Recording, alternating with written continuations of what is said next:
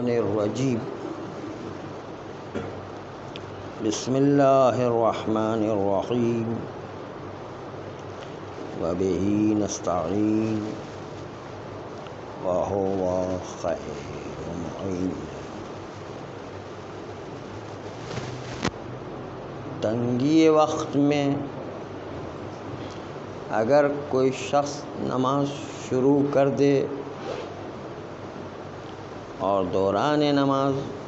اس کو پتہ چلے کہ اس کا لباس نجس ہے، تو تنگی وقت میں اگر ان 3 طریقے سے لباس کو پاک کر سکتا ہے، یا کھڑے کھڑے اس لباس کو جلدی سے پاک کر سکے، جیسے کہ پہلے بیان ہو چکا ہے،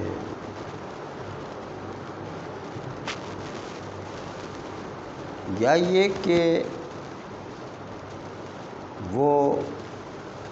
کپڑا بدل سکتا ہے، یا یہ کہ وہ انڈر ویئر کے ساتھ نماز پڑھ سکتا ہے، کپڑا نجس اتار دے، انڈر ویئر پاک ہے اس میں نماز پڑھ سکے۔ یہ تینوں طریقے اگر اپنا سکتا ہے جلدی سے، چونکہ تنگی وقت ہے، وقت بھی نکلنے والا ہے، جلدی سے کپڑے نماز کے دوران پاک کر سکے، یا جلدی سے کپڑے تبدیل کر سکے، یا جلدی سے وہ کپڑا اتار دے، انڈر ویئر میں نماز پڑھ سکے مثلا، جو پاک ہے، تو ایسی 3 صورتوں میں نماز صحیح ہو سکتی ہے۔ لیکن اگر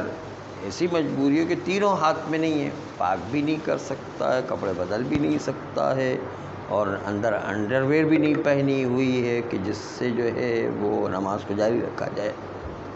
تو ایسی صورت میں اسی نجس لباس میں نماز کو مکمل کرے، مجبوری کے عالم میں اسی نجس لباس میں ہی نماز کو مکمل کرے، اور اس کی نماز صحیح مانی جائے گی، کیونکہ وقت بھی تنگ ہے، اس کے پاس ٹائم ہی نہیں ہے، کپڑے جا کر کے بدل کر کے آ جائے دوسری جگہ سے، اتنا ٹائم ہی نہیں ہے، یا کپڑے دھو کر کے آ جائے، یہ بھی ٹائم نہیں ہے، یا کوئی انڈر ویئر پہن کر آ جائے، اتنا بھی ٹائم نہیں ہے، جاتا ہے تو ٹائم قضا ہو جاتا ہے نا، وقت میں بڑی کمی ہے، تنگی وقت میں نماز پڑھ رہا ہے، اس لیے باہر جا کے کام انجام دینے کی گنجائش ہی نہیں ہے، تو اسی نجس لباس میں ہی نماز کو مکمل کرے گا اور نماز اس کی صحیح مانی جائے گی۔ اسی طرح اگر تنگی وقت میں اس نے نماز پڑھی اور دوران نماز اس کو پتہ چلا کہ اس کا بدن تو نجس ہے، تو اگر وہ تنگی وقت میں بدن کو کسی طرح پاک کر سکتا ہے، شرمگاہ کو ظاہر کیے بغیر بدن کو پاک کر سکتا ہے، تو پاک کرنا اسی نماز کے دوران واجب ہے، اور اس سے قبلہ رخ بھی منحرف نہیں ہو رہا ہے، نماز میں بھی کوئی خلل واقع نہیں ہو رہا ہے، اور نماز کو اسی جاری نماز کے دوران بدن کو پاک کیا جا سکتا ہے کسی طریقے سے، تو جلدی سے پاک کر کے نماز کو مکمل کرے، لیکن کوئی راستہ نہیں پاک کرنے کا، اس لیے کہ کوئی انتظام پاک کرنے کا نہیں ہے، یا قبلہ رخ سے منحرف ہونا لازم آتا ہے، یا وقت ہی خارج ہو جائے گا، وقت تنگ وقت ہے، تو اسی نجس بدن کے ساتھ نماز پڑھ لے، اس کی نماز صحیح مانی جائے گی۔ جب کوئی راستہ نہیں ہے پاک کرنے کا، تو اسی نجس لباس میں نجس بدن کے ساتھ نماز پڑھ لے، اس کی نماز صحیح مانی جائے گی۔ ہاں، نماز کو توڑنا ہے، یا پھر جو ہے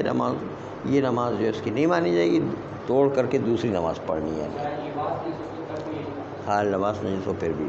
اس کو جو ہے پاک کر نہیں سکتا ہے، بدل نہیں سکتا ہے، اور اتار نہیں سکتا ہے، انڈر ویئر کے اندر نہیں پہن سکتا ہے، پڑھ سکتا ہے، تو پھر جو ہے اس کو توڑ کے دوسری نماز پڑھنا پڑے گی۔ اب اگر اس کو شک ہے کہ پتہ نہیں جو چیز کہیں اڑ کے نجس لگی تو ہے، لیکن پتہ نہیں نجس جو ہے بدن پر لگی، لباس پر لگی، یا زمین پر وہ نجاست گر گئی ہے، پتہ نہیں چل رہا ہے۔ ایسے اڑ کے لگی تو صحیح، لیکن بدن اور لباس پر لگی ہے یا زمین پر گر گئی ہے، وہ پتہ نہیں چل رہا ہے، تو شک کرتا ہے، اور شک کرنے کے بعد وہ تلاش بھی کرتا ہے، جستجو کرتا ہے کہ اس نجاست کو دیکھے نماز پڑھنے سے پہلے کہ وہ میرے بدن یا لباس پر تو نہیں لگی ہوئی ہے۔ اس نے جستجو کی لیکن اس کو کچھ ملا نہیں۔ جب نہیں ملا اس نے نماز شروع کر دی اس لباس میں، اس بدن کے ساتھ۔ نماز کے دوران پتہ چلا کہ اب مل گیا وہ پوائنٹ کہ جہاں پر نجاست اڑ کے لگی تھی مثلاً۔ پہلے جب تلاش کیا تو نہیں ملا، لیکن نماز پڑھنے کے بعد مل گیا ہے۔ جب نماز کے دوران پتہ چل جائے اور وقت بھی جو ہے وقت بھی تنگ نہیں ہے، تو چونکہ اس نے نماز کو مکمل کرنے کے بعد اس لباس پر نجاست کو دیکھا تھا، اس لیے اس کی نماز صحیح ہے۔ نماز کو مکمل کرنے کے بعد دیکھا ہو تو اس کی نماز صحیح مانی جائے گی۔ اسی طرح اگر کسی نے کپڑا پاک کیا اور اس کو یقین ہے کہ کپڑا پاک ہے، اسی پاک کپڑے کے اندر نماز پڑھی، دب کے دوران نماز پتہ چلا کہ جو ہے وہ کپڑا صحیح پاک نہیں ہوا تھا، نجس تھا، کچھ نجاست کے ذرات نظر آ گئے، السلام علیکم، نجاست کے ذرات نظر آ گئے نماز کے دوران۔ ویسے تو پہلے شروع کرتے وقت یقین تھا کہ کپڑا پاک ہے، لیکن نماز کے دوران اس کو یقین ہو گیا کہ نہیں، ابھی تو نجاست کے ذرات اس کپڑے میں لگے ہوئے ہیں، نہیں، چونکہ شروع کرتے وقت اس کو یقین تھا۔ اب نماز کے مکمل کرنے کے بعد اس کو ذرات نظر آ گئے تو اس کی یہ نماز تو صحیح ہو گئی۔ آئندہ نماز کے لیے احتیاط کرے باقی۔ نماز کے دوران ابھی آئے گا، وہ بعد میں آئے گا، پہلے نماز کے بعد پتہ چلے، وہ بیان کر رہے ہیں کہ نماز کے بعد اگر پتہ چلے تو ایسی کیفیت ہوگی کہ نماز کے بعد پتہ چلے کہ اس لباس کے اندر نجاست لگی ہوئی تھی۔ شک کی صورت میں بھی کہ اگر شک تھا کہ پتہ نہیں نجاست میرے بدن یا لباس پر لگی ہے، باہر زمین پر گر گئی ہے، اس میں بھی یہی ہے کہ نماز پڑھنے کے بعد پتہ چلے تو نماز صحیح ہے۔ یقین ہے کہ کپڑا پاک ہے، اس میں بعد میں پتہ چلے کہ نہیں، کپڑا تو یہ نجس تھا، یہ نماز کے بعد پتہ چلے تو نماز اس میں بھی صحیح مانی جائے گی۔ اسی طرح اگر کسی کو یقین ہو کہ میرے کپڑے پر خون لگا ہوا ہے، لیکن اس بات کا یقین تھا کہ جو خون لگا ہوا ہے وہ نماز میں معاف ہے، وہ خون وہ والا خون ہے جو نماز میں معاف ہے، جیسے زخم کا خون، پھوڑے کا خون، یا درہم بغلی سے کم والا خون مثلا۔ یہ چند خون ہیں جو نماز میں معاف ہوا کرتے ہیں، زخم کا خون، پھوڑے کا خون اور درہم بغلی سے کم خون، یہ سب معاف ہے۔ جب معاف ہے نماز، اس معافی کی بنیاد پر اس نے اس نجس خون کے ساتھ شروع کی۔ خون البتہ نجس ہے، ہاں یہ یاد رکھیں کہ انسان کا خون بھی نجس ہے، پھوڑے کا خون بھی نجس ہے، اور جو ہے زخم کا خون بھی نجس ہے، تینوں خون نجس ہے۔ اس نجس خون میں پڑ رہا ہے، خون پاک نہیں ہے، خالی اس نجس خون کی معافی دی گئی ہے۔ نماز کے اندر صرف معافی دی گئی، کھانے کی معافی نہیں ہے، صرف نماز پڑھنے کی معافی ہے۔ جی جی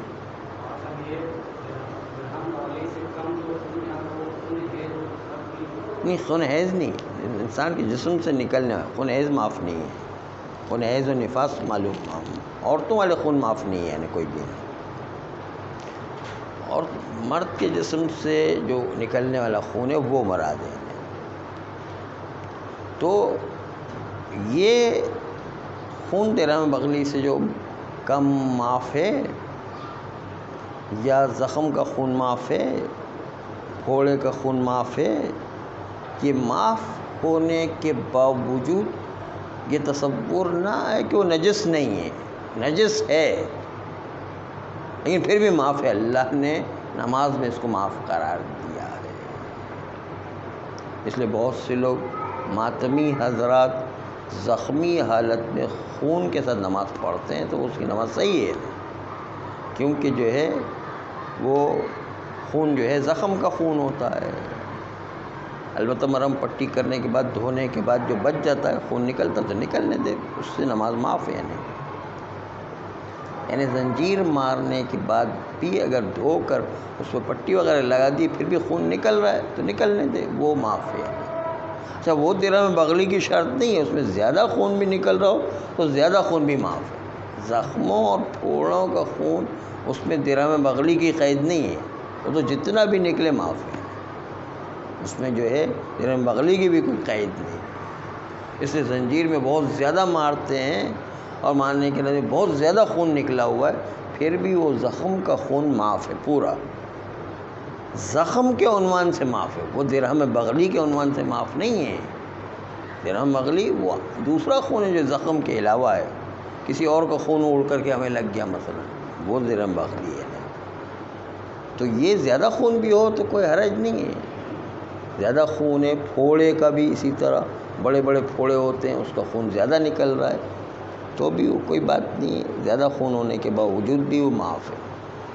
درہم بغلی کا خون الگ خون ہے جو کسی اور کا اڑ کر کے ہمیں لگ گیا ہے، یا ہمارے جسم سے کہیں جو ہے وہ زخم ہو گیا اتفاق سے اور نکل آیا ہے، وہ معاف ہے. تو یہ خیال کر رہا تھا کہ یہ معاف والا خون ہے، اور معاف والا خون سمجھ کر اسی خون والے آلودہ لباس سے نماز شروع کر دی اس نے، یہ سمجھتے ہوئے کہ میری نماز تو صحیح ہے نہیں کیونکہ معاف والا خون ہے. بعد میں پتہ چلا نماز پڑھنے کے بعد کہ نہیں، یہ تو وہ خون تھا کہ جو معاف نہیں ہے، جیسے حیض و نفاس کا خون ہو یا دوسرا اور جو ہے قسم کا خون ہو جو ہمیں معاف نہیں ہے. درہم بغلی سے زیادہ خون ہے مثلا،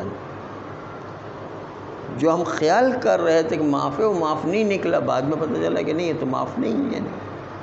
تو پھر بھی اس کی نماز صحیح مانی جائے گی، کیونکہ وہ یقین کے عالم میں تھا کہ وہ معاف والا خون ہے. اس کے باوجود بعد میں پتہ چلا کہ نہیں، یہ معاف والا خون تو نہیں ہے. بس اس لیے چونکہ وہ صحیح حالت میں نماز کو شروع کر چکا، اور اس کے پیچھے سب کے پیچھے ایک ہی راز ہے، کیونکہ بدن و لباس میں طہارت ظاہری چاہیے. ظاہری ہے، جب انسان شروع کر رہا ہو تو اس کو سمجھے کہ میں پاک ہوں یا مجھے معاف ہے. مثلا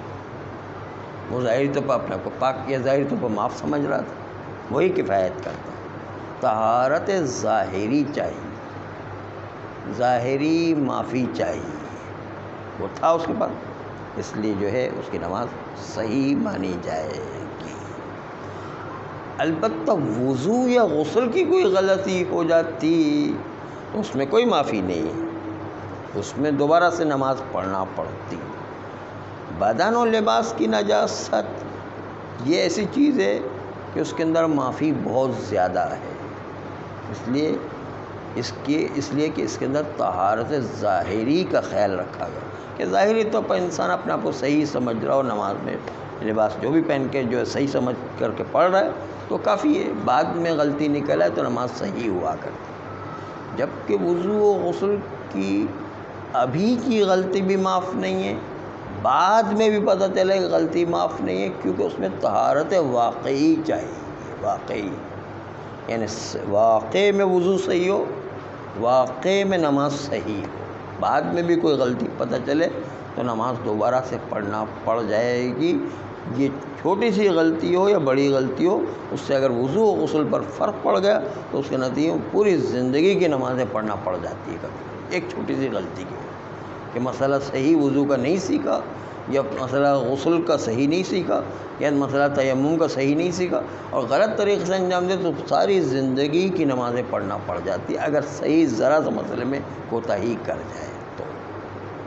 صلی اللہ علیہ